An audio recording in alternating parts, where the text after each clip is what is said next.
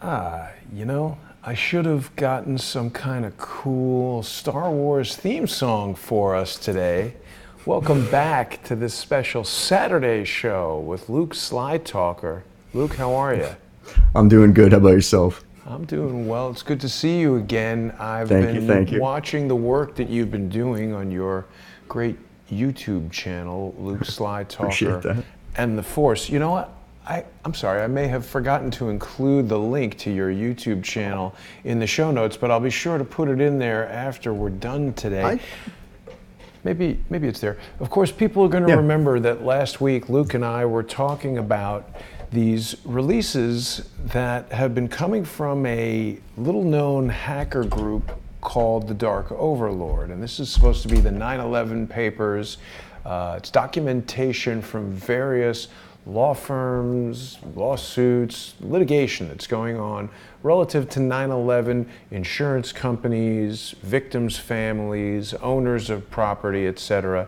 And the Dark Overlord was releasing this in tranches, in tiers, and demanding Bitcoin payments for the next release. So if I understand this correctly, Luke, the first two were intended to entice the public, to show them, hey, look at this material that we've got. This is exclusive, truth community material for unlocking this mystery of 9/11. Send us Bitcoin and we'll release this material.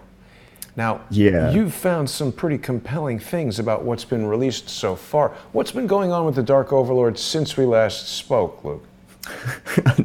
Not much. I know they say no news is good news, but if you're a guy like me who's interested in finding out kind of what's going on, there hasn't really been anything else. No more layers that seem to have been released. Doesn't look like anyone's putting any more Bitcoin in the account. So things have kind of stopped and dried up. So sadly, I think that layer 2 is it. I think that's all we're going to see. I think that they are pretty much done releasing anything. I mean, shit, prove me a liar, I guess, but I don't think that we're going to see anything else from them. And part of the reason I think of that, I'm finding documents that were supposedly in these 2 layers that were supposed to be, the stuff that they had pulled off these servers that they're available online, and they've been available online since before the Dark Overlord was, touting that they did this 9/11 hack. Well, that's what we want to explore today. So, and just to give people a bit more of the backstory, the thing that initially drew me to your YouTube channel, which I'm showing right now, Luke Slytalker and the Force, was that you were one of really only 3 that I'm aware of. We've got Ed from the Daily Rabbit Hole and the Outer Dark and the Outer Light. Yeah, I like it. And we've got Jason Burmis, who I don't really know very much about, but he's affiliated with We Are Change. I've seen him on there with Luke Radowski a couple of times. He's got his own channel called Pulse Change. And he had some involvement in the creation of Loose Change. So he's been following 9/11 for some time. I've seen him on the Corbett Report. And he was talking about the content of the documents. You were following the Bitcoin trail. So give us the update on that. You say nothing has happened with this Bitcoin account. Well, nothing as far as, them getting more money. It kind of looks like it more or less dried up for them. And obviously the price of Bitcoin tanked. So I'm wondering now, like, what is their deal? Is their deal that it is that they needed $50,000, or at the time they needed $50,000 worth of Bitcoin, and Bitcoin had a specific value at that time, but it has obviously dropped from where it was. So do they want the same amount of Bitcoin and it's just going to be worthless, or but nobody's sent them any payments? No, again, no one's paying them. No one, because I think that people look through the first couple layers and it just wasn't juicy enough for them. And then again, when you realize that these were already available, like you could find a lot of these things already online, months prior to this leak.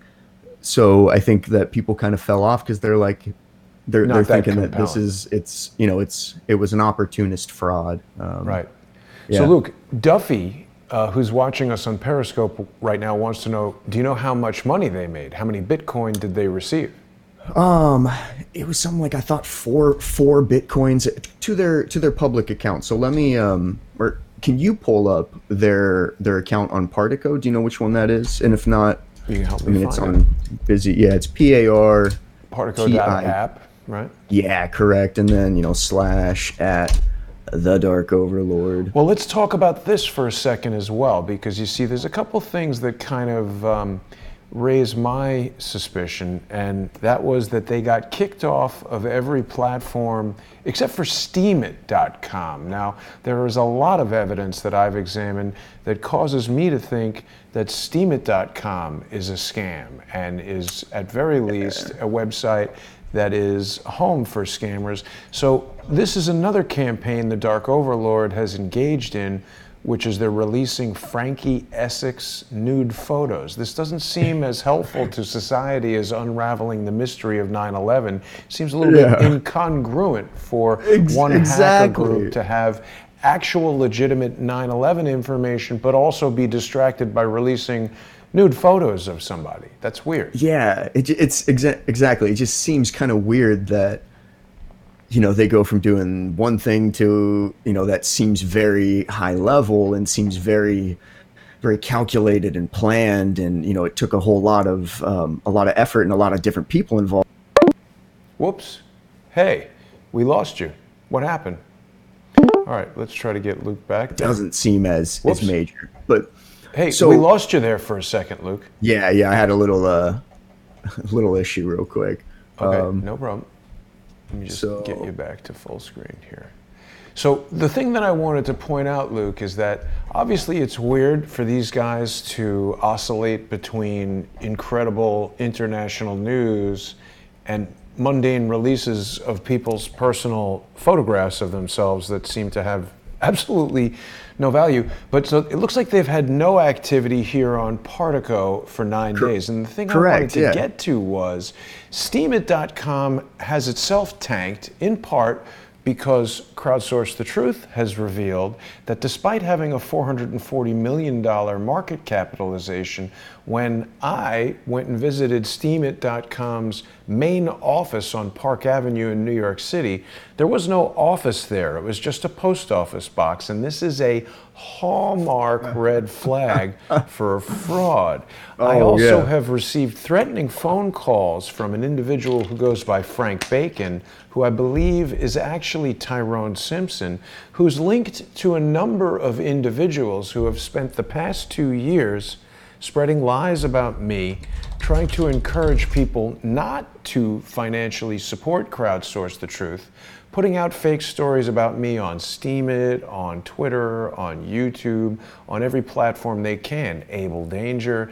They've used every platform they can to put out fake stories that have got no evidence but are intended to damage me. Now, I've been pointing to Steemit as a problem. So steemit.com is a website where ordinary people like me who don't know that much about computers or encryption or blockchain can access information from the immutable Steemit blockchain. And it was sold to the public as this alternative to Reddit or Facebook or Twitter, where your information can't be suppressed, it can't be deleted, it can't be altered or censored or anything like that. But yet, we saw the Dark Overlord removed from Steemit, so that's strange. And then now they were appearing first on busy.org and now on partiko.app, which you've told me are actually just alternative front ends for that immutable Steem blockchain. And I look on here, I see the Dark Overlord's account has 167.536 Steem power. Now, I'm not a Steemit expert, but this is not the same as Steem dollars. The Steem power controls how powerful your upvotes and downvotes are on the Steemit network. And this needs to be bought with move Bitcoin, the needle, right? basically.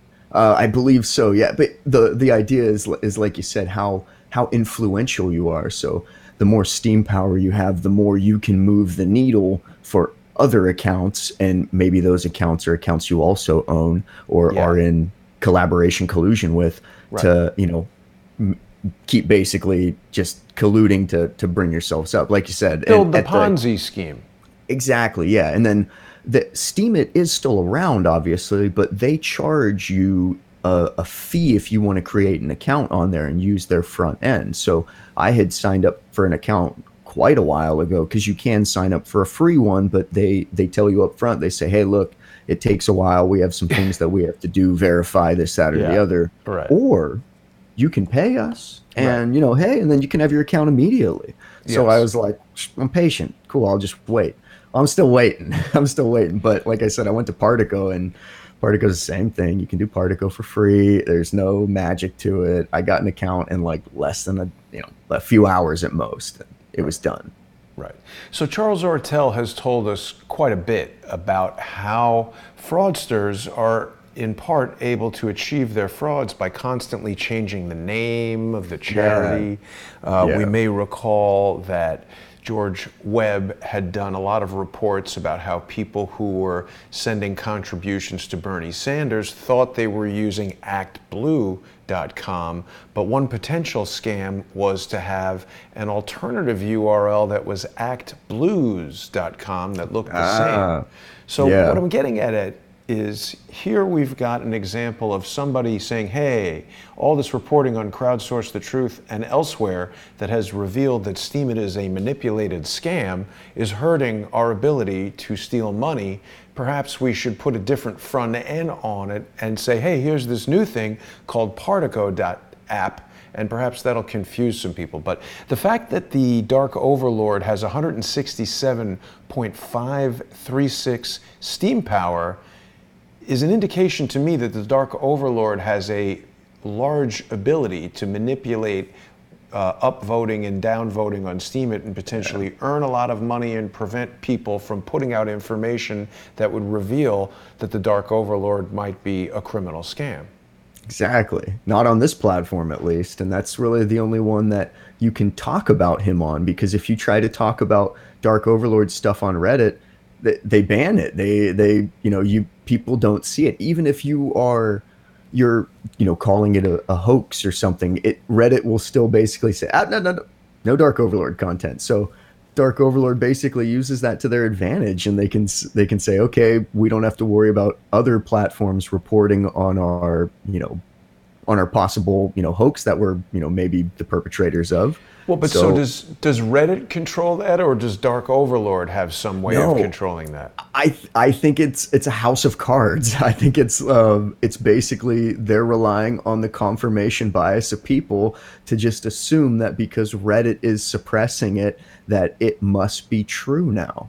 Well, but what I'm saying is, obviously, when someone posts something and it gets deleted by Twitter or YouTube, the audience, the public is going to think, ooh, that's explosive information. Exactly. So what I'm saying is, was it actually removed by Reddit, or was it removed by Dark Overlord and they're telling us that it was removed by Reddit? No, I believe it truly was removed by Reddit, because I've had a number of people who've commented on videos I've done about the Dark Overlord and specifically mentioned, you can't post anything on Reddit about it. You can't post on Twitter about it. You can't post on Vote.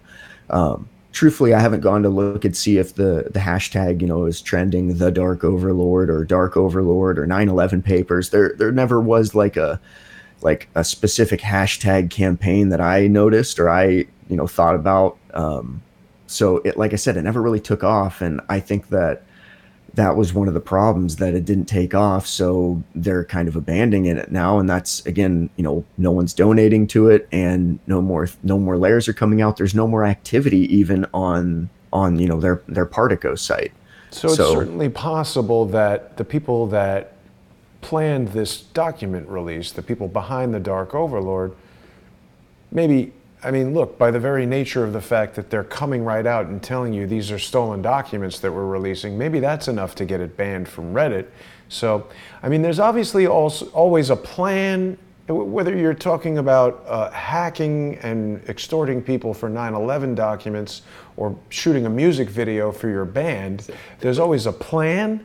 And then there's what actually happens, and then there's the result. And sometimes the changes in what actually happens give you a better result than you anticipated, and sometimes they Yeah. give you a worse result than you anticipated, and sometimes they give you a different result than you anticipated that's also okay. But what I'm trying to get to is to really determine if this is a scam planned by the Dark Overlord, and by scam I mean, did they go around the internet collecting legal documents that people can get from other sources that are really not anything new, and they're just trying to steal Bitcoin from people to demonstrate that, hey, look, the Steam blockchain is the only place this type of information can go out, so Steam it is valid and valuable and something that people should use? Or is this real? Exactly. Yeah. It's I think that, like I said, they're trying to use the confirmation bias of people to they put out their story and they're hoping that it all kind of falls the way that they're expecting and that works out for them. But like one of the things that we had talked about, the documents, being able to find them. So I was able to throw a keyword in and search some of the layer 2 stuff, and one of the suppositions, it's in the documents, so yeah, exactly. If you search on Google to find on the Justia website, which is, if you look at Justia, it's a website that was started, and it's like the biggest database of like public record cases. So you can go there and you can search to find information on previous court cases. Right. So this one search basically gives you a bunch of different documents that are included in layer 2. So not even layer 1, layer 2, the one that is supposed to show even more of the corruption or even more of the prior knowledge or what have you. Yeah, this is the stuff that's intended to entice us to send money to them. And if this is stuff that you can get for free by searching Google, then it's not that much of a leap to presume that somebody just downloaded all this stuff, put it in a zip file, made up this fake account of the Dark Overlord, and is trying to steal Bitcoin from people. Yeah, or assume the identity of the Dark Overlord because the Dark Overlord had previous clout from other things, and the person. Yeah, but so my point being, someone could have literally just scraped the Justia website, found anything related to September 11th litigation and World Trade Tower 7 and such, and then, like you said, packaged them up, kind of started to do an AMA on 4chan, blah, blah, blah, enticed people, started putting things out, hoping that it would draw enough attention that they would, get as much Bitcoin as they can before kind of the floor fell out from under them, which, and to answer Duffy's question, it looks like, I think they got like 3.5 Bitcoins total. It's not that much. It's, no. $10,000. And they wanted millions. Yeah, 2 million was what they expected. And so it 3.5 Bitcoin now or whatever, it's, 12 grand, a little over 12 grand is what it says. But I think at the height of, they got close to, 40,000, not quite 40,000, but like at the height of what it was worth, at the height of, their popularity on this, they were close to 40K. Right. So if they played it smart, hey, that was, an easy 40K for just making a script that scraped the internet, put a bunch of documents together and spend a couple hours each night, talking on 4chan and stuff. Okay, so the next thing I want us to do, Luke, is you and I are going to take some documents from the zip file that you've sent me, which is the release from the Dark Overlord. Well, those ones are just stuff that actually contain the word nuclear. Okay. So I bet you'll even still find something, because I think it's only like 92 or 93 documents in there, 92 documents maybe. Mm-hmm. But still, you should be able to find something from there again. Well, and I want to see if we can find that document on the internet as well. But before we do that, I just want to let you know we've got a lot of people commenting right now, and William is telling us that Godmin can access all social media as an admin. And so other people might be able to do that too. I'm not familiar with Godmin. So there's some anonymous entity out there that has administrator access to every social media. I mean, that somebody who can delete your Twitter, who can act like they're working at Facebook. What does that mean? Do you know about this Godmin? I'm not familiar with it as much as he must be. So I would love, please email me, start a conversation with me about that. I'd love to hear more. I had heard long ago on the Digital Gangster forum about God CPA, which was a way to scam CPA, basically, programs to make money off those. So I'm wondering if this is in the vein of that. But that's like 2009, maybe 2008-ish, 2010, somewhere around there. So this might be something that's completely different than what God CPA was. I think a lot of people are going to be offended at the notion that somebody's taking the name of God and including it in something that's going to steal stuff from people online. But it's okay. We won't get a religious discussion started, but yeah. I think people would be offended by that. But it's a good point to remind people that if they want to communicate with you, Luke, they can follow you on Twitter. You are @_Luke Slytalker, and people can message you on there if they have any information or questions about your investigation into the activities of the Dark Overlord. You raise a good point. Someone could have just said, hey, the Dark Overlord is a hacking entity that did something illegal to Netflix and makes demands and then doesn't even adhere to their own demands. And they're not reliable, in addition to being inherently dishonest in what they're offering. But let's, so you started your quest here because you had a particular interest in determining if there was some sort of a nuclear explosion at the World Trade Center on 9/11. Talk to us about that a little bit. So I think most people are more worried about figuring out, who was behind it. But, it's this person, it's that group, it's whatever. That will get figured out if you figure out what happened, because that'll be able to eliminate some of the things. So to me, the biggest red flag would be if there was a nuke of some sort. That kind of narrows down who has to be involved or who even could be involved. Right. So this is the first thing I want to chase down, because if there's evidence to show that yes, there was, then okay, that tells you, okay, these are the people or these are the factions that must be behind it because they are the ones with the access or with the ability. So then you dig into them, see where their connections are, and then you'll find the rest of the perpetrators that would be involved. Not necessarily if you're looking into one specific group and you find one aspect they may be involved in, you don't know who's above them or who's below them. You just know that they're somehow involved. So again, the nuke thing was interesting to me for that. And going through, I had found some information by a guy named Heinz Palmer. And it was probably the best put together information that I had seen so far. And it looks like it's something that he has done fairly recently. He gave a talk in London in early April of 2017. And it's summarized in this PDF that this group has kind of crowdfunded, and they're giving this copy out, and that's how I found it, through searches. And he goes through and explains a number of different facets of why a third generation nuke could have been used, which is basically like a directed energy weapon. What does that mean, third generation nuke? If you keep scrolling down in the document, he's going to explain it way better than I can. Again, I'm just kind of the guy that's, trying to bring the information. I'm not the physicist or the scientist or what have you, but he analyzed a bunch of the different things, including the smoke, the dust, and the steam, as well as, took the USGS survey that was done, the USGS, United States Geological Survey, did a smoke cloud.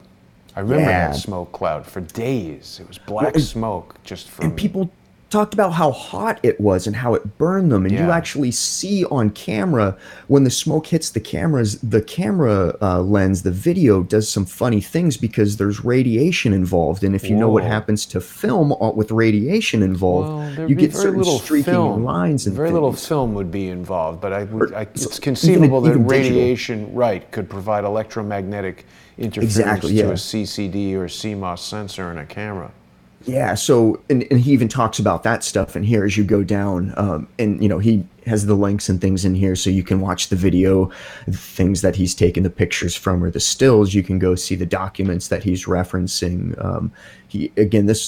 This was a very interesting read for me because he gives really good examples too, I think, that help, average Joe, average Jane, put it into to words that they can understand and they can wrap their heads around. Because if you start talking to me about, fission and fusion and isotopes, I don't know enough about that to follow you without having to, get on and Google a bunch of things.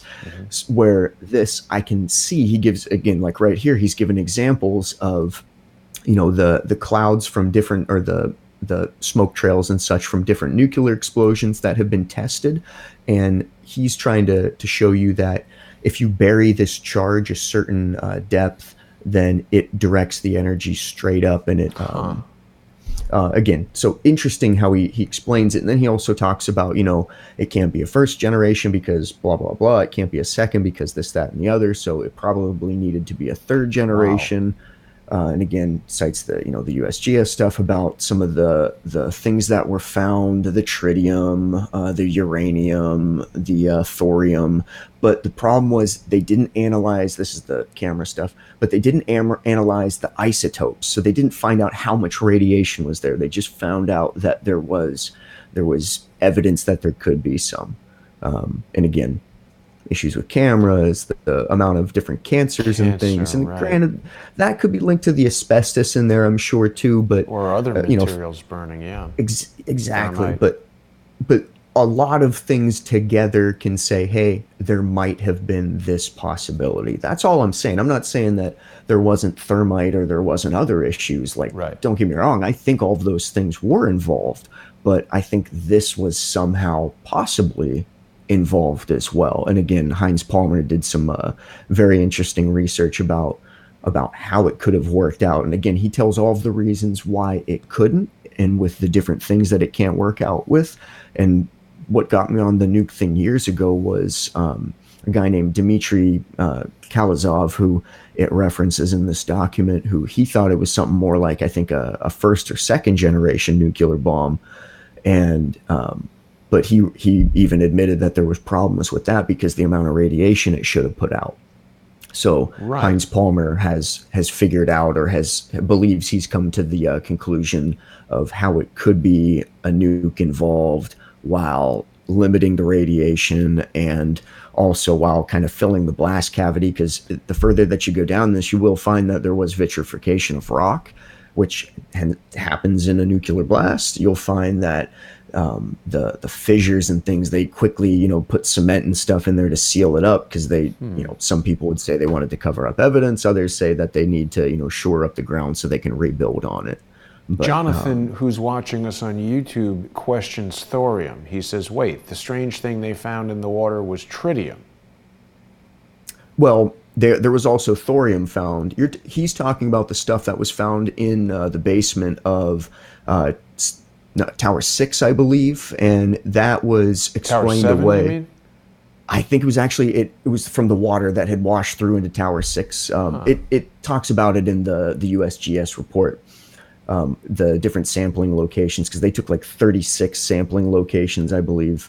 But it talks about how there was thorium found, but the tritium was, again, the one that I think is what he's referring to, that was found in the water. And it was, again, explained away as it was from the exit signs of the planes that somehow crashed into the other buildings, and it leaked into there. And there was also, I know, it sounds plausible, right? Well, it sounds like there'd be a tiny, tiny amount. Correct. And that all of the amount would have to have converted perfectly to what they found, basically. And it wasn't even enough, so they had to find a second source. And that second source, they said, well, there was some weapons stored down here too, and they had these sights on the guns, and there's tritium in the sights. So if the 150 or whatever guns were all destroyed and the sights had broken and leaked, then that would explain that second source. But you find out that a lot of those guns had minor damage, and they were actually recovered with many of the sights intact. So it couldn't have been that either. But again, this was something new that I had found. This wasn't the USGS thing. I didn't even know about that until recently. Liquefied granite. Yeah, again, not necessarily something that would happen from a jet fuel fire or an office fire. And then, well, also, it would seem that, I mean, we know we've seen evidence of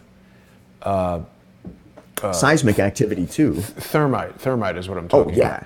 But, you know, it's, as I understood it, the thermite was painted either by Israeli art students or whoever, the elevator company or somebody was painting thermite up on the 97th floor there, that was all thermite. But it doesn't seem to make sense that thermite painted on the building would melt rocks in the basement. Bedrock, especially bedrock.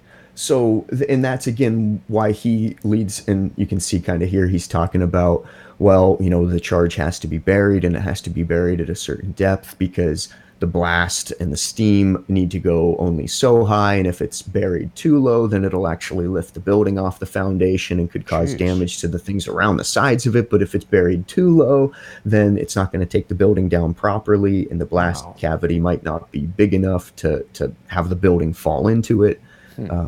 So it was very complete report he's done. Yeah, exactly. That's what I'm saying. Like it was very interesting to read through because again, it's very long and very detailed, but he puts it in a way that, which I really appreciate. He puts it in a way that average Joe, average Jane, you know, can kind of wrap their head around and understand that, hey, maybe this is a possibility of something that happened.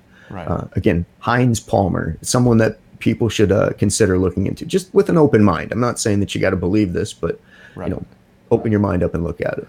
Right. I mean, it's not a matter of believing it. We're not saying, hey, this is what happened. We're saying here's some pretty interesting research done by somebody who obviously is certainly looking into it very thoroughly. I don't know what's going on with zooming into this document here, but that's weird. He has a pedigree. I mean, he's not just some dude. You know, he is someone who is recognized for the work that he does. Right. Now, I want to take this time to mention, Luke, that when you first brought this to my attention, I knew you were looking into the nuclear stuff, and you had found this company NEIL, which is the nuclear, what does NEIL stand for? Insurance Electric Limited. Nuclear. Still there?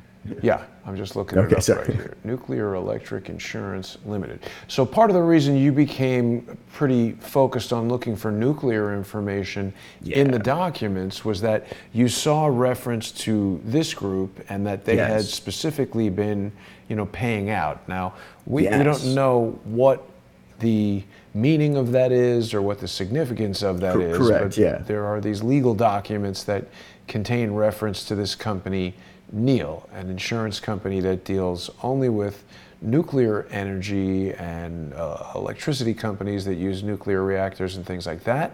Yeah. And so I did dig into them a little more because I you know, think that they're involved because, again, there must be some kind of, you know, nuke involved, but I want to prove myself wrong if I can too. I want to basically, I would rather be the guy to prove myself wrong than have someone else prove me wrong. So I went through and I tried to find, okay, do they offer any kind of other policies? Because it really looks like they only deal with you know, radioactive stuff. And in the year 2000, in March, they decided to branch out, and it looks like they started offering additional policies, but only to partners or people that are in collaboration or under the same family of a nuclear utility that they already insure. So in other words, if Con Edison had an insurance policy with NEIL for, let's say, the Indian Point nuclear power plant in New York State, they might have an additional policy for some power station in New York City that might have nothing to do with a nuclear explosion on 9/11. Well, so that's the other part. It is that to get this NEIL insurance, you have to be, again, under or with a company or a conglomerate or whatever that has nuclear utilities. I think what they're still insuring these other electric power plants from, whether it's coal or hydro, they're insuring them from some sort of terrorist attack through something nuclear. It's not just through damage because of a bomb or because of a plane. Let me ask a very pointed question. Were you able to find anything in these documents that was evidence of the use of a nuclear device, or was it just limited to this insurance company being involved in litigation and we don't know exactly what for? Yeah, just the speculation that, hey, here was a theory, and hey, here's a company that deals with nuclear stuff. But no, there wasn't anything specific that they're not tied in with other companies. So no one has specifically outright only sued NEIL for wrongful death. There is wrongful death suits that they're involved in, but they're major. You know, there's a number of other insurance companies that are all tied into it as defendants as well. So it would be tough to say. Again, there is no smoking gun that says nukes were involved and here's the document. It's more about, there's some weird evidence, I think, that shows there might be nukes involved. And again, going back to when. Well, wait. There's some weird evidence that shows that a company that insures nuclear energy things is involved. Yeah, is involved. Yeah. But what I'm talking about also is, again, the vitrification, the different things with the towers. He even explains in here why the tower started to fall and the top had come off at about 15 degrees, but still was able to come back on. It was an interesting theory. I observed that with my own eyes as it was burning. Yeah. It was starting to shouldn't happen. Lean over a little bit, and I found shouldn't have happened. He used the example of a locking bolt, actually, like this, where the tower might fall off to the side, but there was I can't remember the term he used, but it was basically a locking column. bolt. The center column of the tower provided the majority of its strength. So, Luke, Jonathan, who's watching on YouTube, is saying, I think this is the image he's talking about. He says, take a look at the picture above point 11. Tell me that's not a manipulated picture used as evidence. Well, I would say, first of all, this is a bit of a low resolution, highly compressed image. And if I were going to evaluate this to determine if there's been any photo manipulation done, I would probably determine off the bat that it's not high enough quality to actually use. And it's a PDF in there. Yeah. Scroll down. I believe he has an actual link to the image itself. I'm not able to click that link for some reason, but we might. And it looks like it might be a private Facebook group as well. But right. So I don't want to. I don't want to investigate Jonathan, this particular. I would say, Jonathan, please check out that link. Go to that. See if there's a high quality, high res image of it, and contact me through Twitter. Please tell me if you think it is fake, because I want to go talk to Heinz Palmer if I can and say, hey man, I found your research and I find it interesting. Can you explain A, B, and C? Yeah. I also want to take a minute, Luke, to point out, because I'm pretty sure you and I were talking about this in a private phone call. I don't think we've put this out on air yet, but after our first video together, which I think was just last week, I was so interested in what you were doing that I decided to contact Richard Gage of Architects and Engineers for 9/11. And as he's always been in my dealings with him, Richard was extremely polite and professional, but he declined to appear on the show with us here, I think primarily because he felt that we hadn't found any evidence that was compelling in terms of the case that architects and engineers are trying to advance. And I also think it's important to remember that Richard Gage is a guy who's been doing this for 17 years, and the number one weapon that enemies of the truth would use against someone like Richard Gage would be to create a lot of fake stories about 9/11 and try to lump them in with the legitimate evidence that architects and engineers for 9/11 have brought to light, and to try to say that anybody questioning the mainstream narrative is a crazy conspiracy theorist. So I think that we can take a page out of Richard Gage's book and really try to apply the skepticism that he applies. Now, he did not want to speak about anything nuclear at all, because I believe architects and engineers is very focused on the empirical evidence they have in hand. And honestly, this document that you've presented, this is the first time I've given really any serious consideration to this nuke theory, but it definitely seems interesting. And I've had questions, of course, about some of the points that Dr. Judy Wood has raised. She, of course, says it was directed energy weapons. Yeah. Here's the part you were talking about with the tip.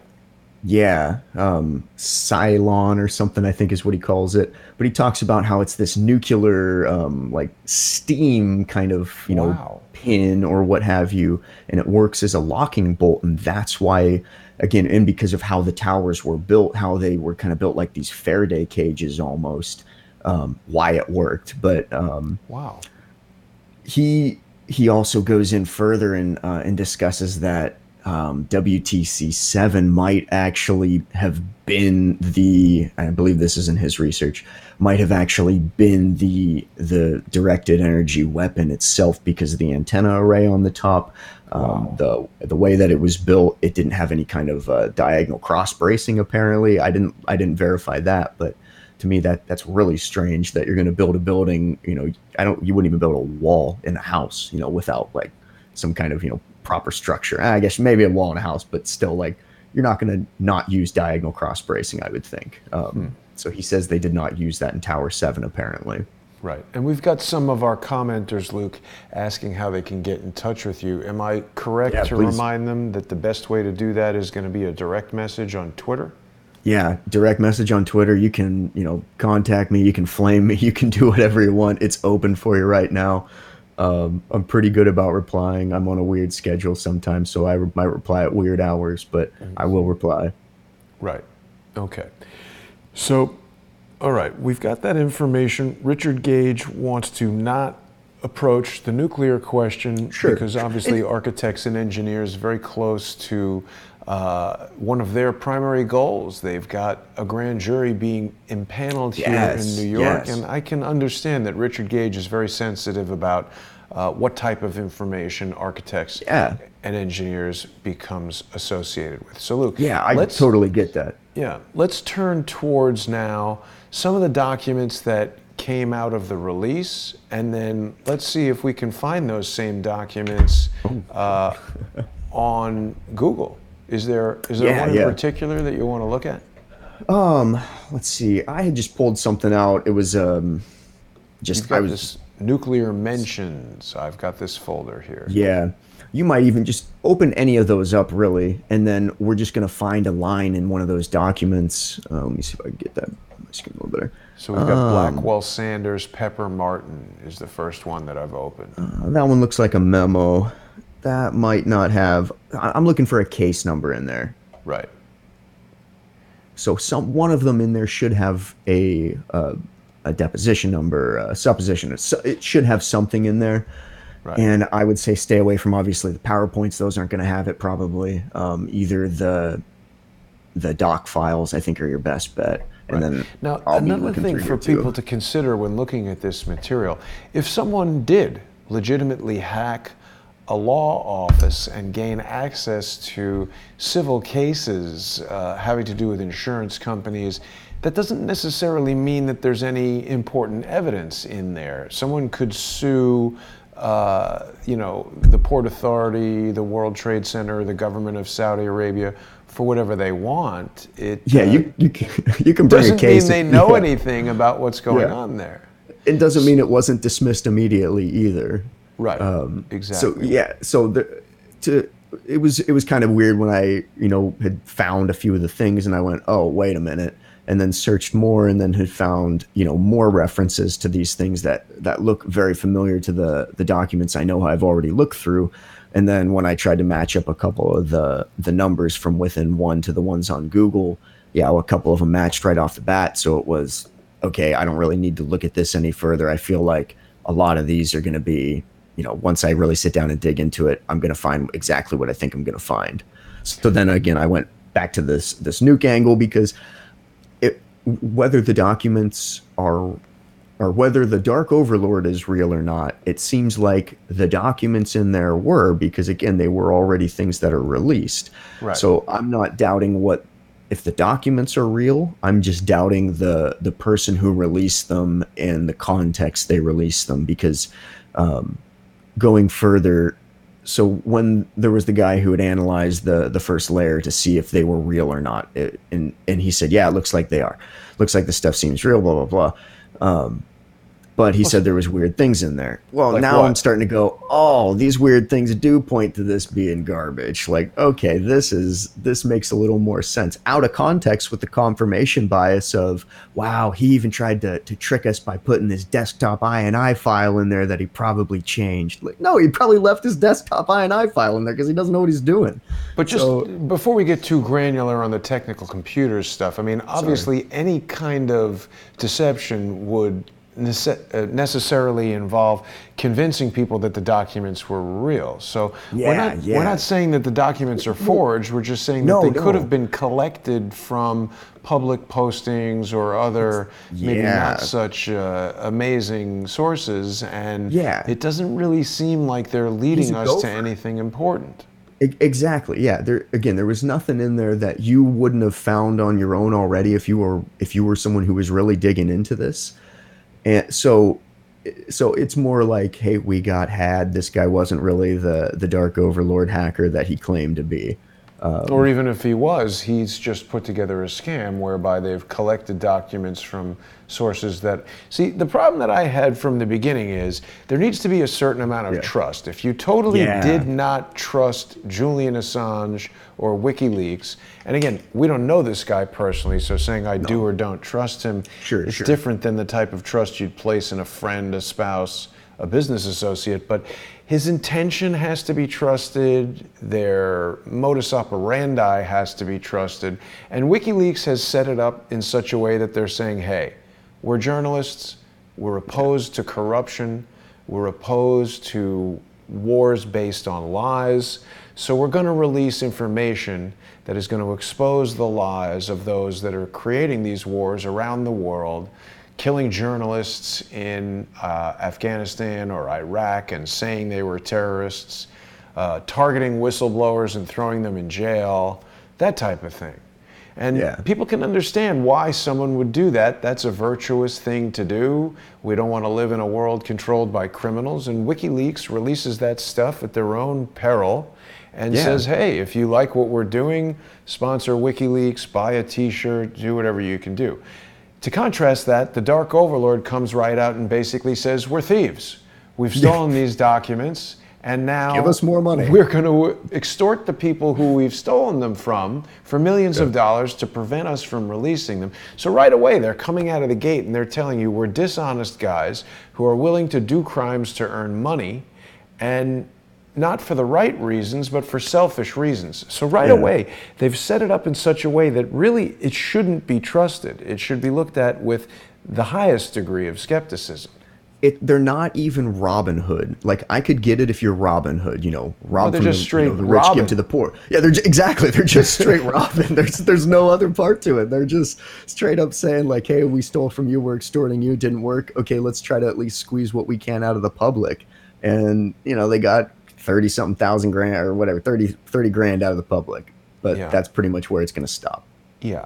And people talk about, we heard a lot today and yesterday, Luke, about Roger Stone, who has really nothing to do with this particular story. But of course, people saw the FBI, 27 armed FBI agents wearing body armor, kicking in the door of a 66-year-old journalist, author, old guy who hangs out, drinks martinis, and has never had a violent crime that I'm aware of. I don't know if he's ever been arrested, but it seemed quite strange to me that they wouldn't just send maybe 2 FBI agents with like a 9mm in the pocket and just show the badge and say, you need to go to the police station by 9 a.m. or we'll be back here with guns to collect you. I think they could have done that. But that probably would have been fine. Right. I mean, those guys are being accused of communicating with WikiLeaks. Sorry, I'm losing my train of thought as to why I brought up Roger Stone, but because WikiLeaks is coming into the news, and again, they are a source that we can put some trust in, but the Dark Overlord, it's not someone that we can put the trust in. It's someone who's scammed other people that we might not like, even they might be our enemies, and the enemy of my enemy is supposed to be my friend, but not in this case, I think. Yeah. Well, I mean, what I wanted to, this is my point in bringing up Roger Stone.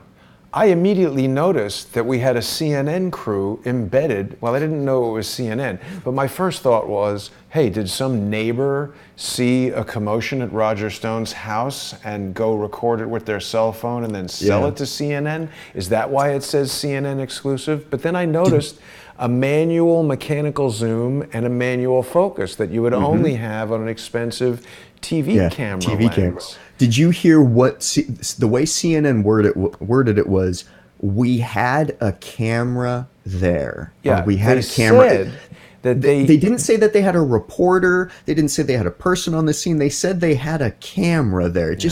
It struck me as weird that they Well, didn't want to say they had a reporter on what they scene. went on to say was that a variety of stories. One of them was that they observed unusual grand jury activity in Washington, D.C. that caused them to do that. That seems vague and also not true to me.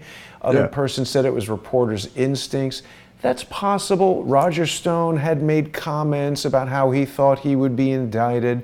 It's not that crazy to presume that an organization as large as CNN would have contract camera people all over the place waiting around for something like this to happen. It's not to say that I believe what CNN is saying, but they've basically said that reporters' intuition is what told them about this. And the reason I wanted to bring that up is that I think we all sometimes experience this type of intuition. If you have a spouse, a partner, a business associate who is, let's say, an alcoholic who says, hey, I'm going out to get some air. And every time they've said that to you, you then discover them at the bar, you might become very skeptical of that. So you could call that intuition or instinct, but sometimes my intuition and instincts are set off. And that happened in the case of this Dark Overlord thing, because our friend Jason Burmis, who had been one of the three that I'm aware of that was covering this very closely, did something that I found almost unbelievable. He went and had Manuel Chavez, a character known as Defango, and he put him on his show on Pulse Change. And let's see if we can find that there. I'm sure these guys would love to do a strike on my channel for showing it. We'll just let people look up Jason Burmis. But when he had Manuel Chavez on his channel, I found that so unbelievable, because Manuel Chavez is someone who I know has lied about multiple things over the past 2 years. I have evidence of Manuel Chavez lying. I know Manuel Chavez has been involved in deceptive campaigns and is regularly doing things. We have a message from Manuel Chavez from a Discord chat room where he's describing a method for utilizing Steemit and some external software for upvoting your posts on Steemit to generate a lot of Steem currency that then gets transferred to a cryptocurrency exchange into Litecoin, change it for fiat, and then to another Bitcoin exchange for Bitcoin, and then into fiat. So I became very suspicious of these individuals when I saw them all involved with this, and it's again promoting Steemit. So Luke, we've only got about 7 minutes, and I will admit that we haven't succeeded in necessarily pointing to a document that appears both in the Dark Overlord release and here in Google, but we should do that in the last 7 minutes of the show here. We're basically just laying out the points of evidence that you've found over the past, what's it been, about 3 or 4 weeks since this started? Yeah, like 3 weeks, I think. Seems like a scam. Yeah, and don't get me wrong, because obviously you contacted me originally because you saw what I was doing on the Dark Overlord thing.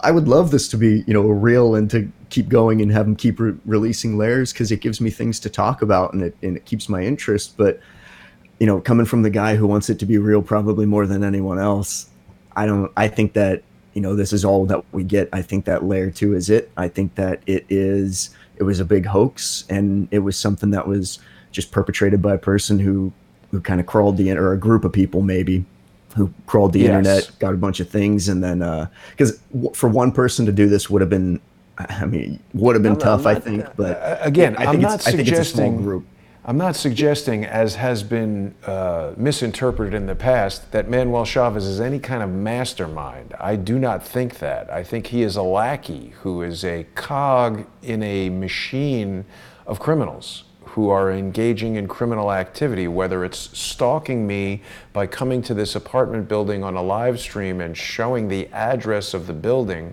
and then a week later instructing his audience to attack me, which he thinks is a funny joke, See, there's a lot of interesting things going on with Manuel Chavez, and these guys are operating in a crew. I haven't done too many shows about this yet, Luke, but I might.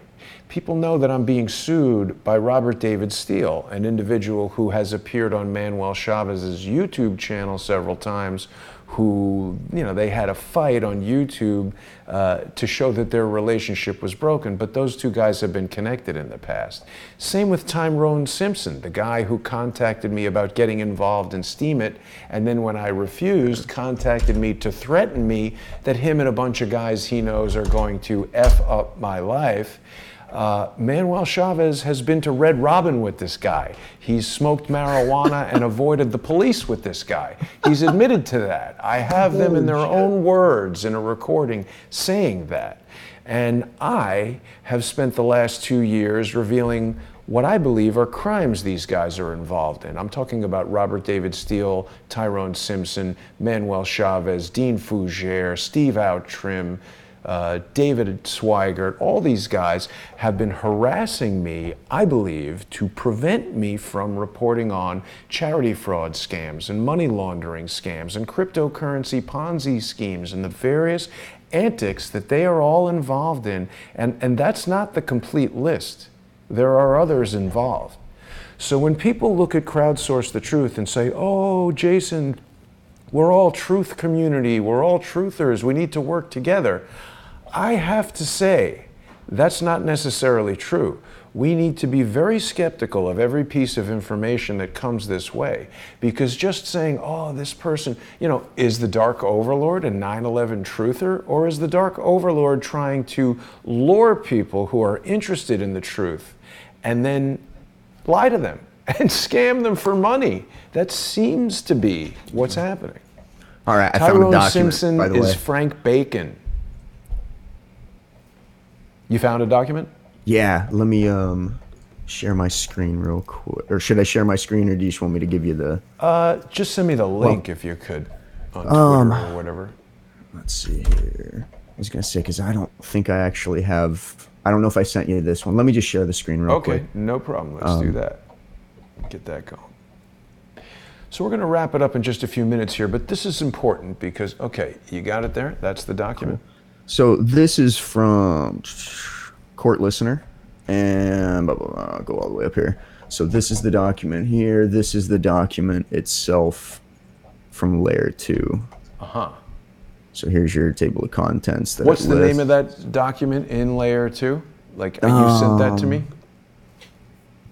It's in Zeros. I don't know if it's in the one I sent you, because again, the 90-something documents, 00199849.doc. Yeah, I don't think I have that one. Okay, but you've got it on screen, so take us through it here, Luke. So again, this document here is the one that is the same thing right here. This is all their stuff listed. Again, this is their... So you've got one document here that you... That was the easiest. I randomly clicked one document. There you go. Did the search for it, and I mean, it's right really here. looking too hard, you went into one of the documents that the Dark Overlord has released, which they demanded, millions of dollars for. $2 million from guys like you and me. Yeah. Yeah, $2 million right away, is what they you found it just looking on a publicly available court records website. Yeah, with a Google search. I mean, I'll tell you this, Luke. I think you can find them. I think you've done tremendous work. I think Appreciate that. You and I are basically ready to wrap up today's show. And I say, whoever the Dark Overlord is, if you want to do the right thing to do is to stop doing cyber crimes and stop stealing people's personal information and extorting them. That's never going to end well for you. If you have legitimate information that will help the people of the planet Earth understand one of the most sinister crimes ever to be executed, release it and put out a t-shirt and people will buy it and you'll make money. Buy a bunch of them, heck yeah. Yes.